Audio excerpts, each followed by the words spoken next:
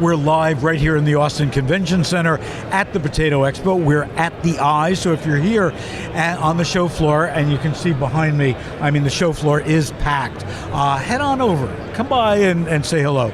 With me, I have someone who I met last year, Tommy Roach, from Nachurs Alpine Solutions, yes. Sorry. No. That's and, I missed your talk because I've been working here, but you were up on stage. Bring us up to speed.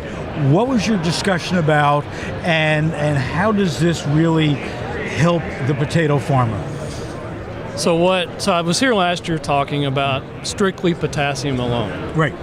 And we're a fertility company. We've been around 72 years. So this year I kind of broadened it to not only talk about potassium, but talk about phosphate, to talk about some of the different additives that can be added to make a more balanced fertility offering.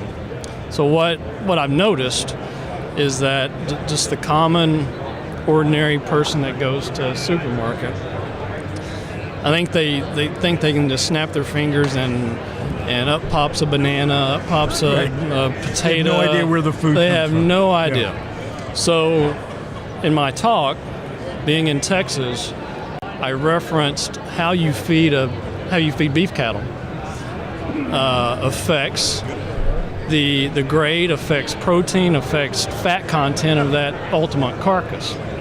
And the same thing can be said with a potato, and how you fertilize that potato plant can affect the nutrient content and how that potato ultimately fries when you sit in a potato chip bag or a French fry bag in the freezer. So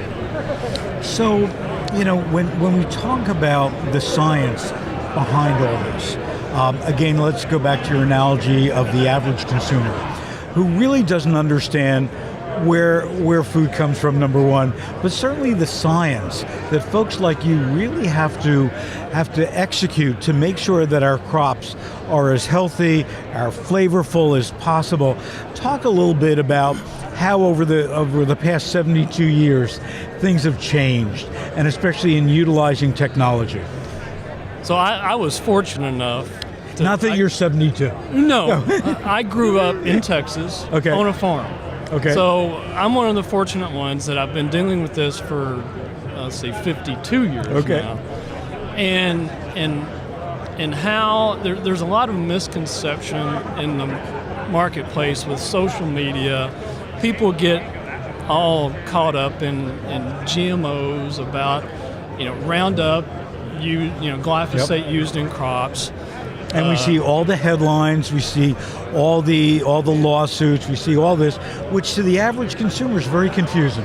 Oh, it's extremely confusing. So one thing that I find, I don't know if you want to call it comical, but if you go to a supermarket and you buy a jug of orange juice, and that jug of orange juice might say non-GMO, but even though there are no oranges that are GMO. Exactly. There are no oranges, no lemons that are GMO. There's only 7 crops. Right. Yeah. So it's really unfortunate that people have gotten off in the weeds, so to speak, on what's safe, because these products don't harm the public. I mean, they're very safe. Otherwise, they wouldn't have passed through all this regulation process that has to go through government. It would have never got to that point if it wasn't safe for the consumer. And how do we fix that? I mean, that's a hard answer to give, I know that. But when we look at GMOs, we look at CRISPR technology, we look at lower sugar. I mean, all these, even separating out, I know that there's a lot of controversy now on the nutrition facts label that we're separating out natural sugars from total sugars. Right. How do we as an industry, not just potato, but as the food industry, really deal with this confusion and make it more clear? If I had the answer to that, I would not be here. That's correct.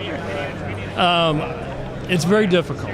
I mean, with social media, it's made it easy for people to get off on tangents Absolutely. and just go off where they don't need to go.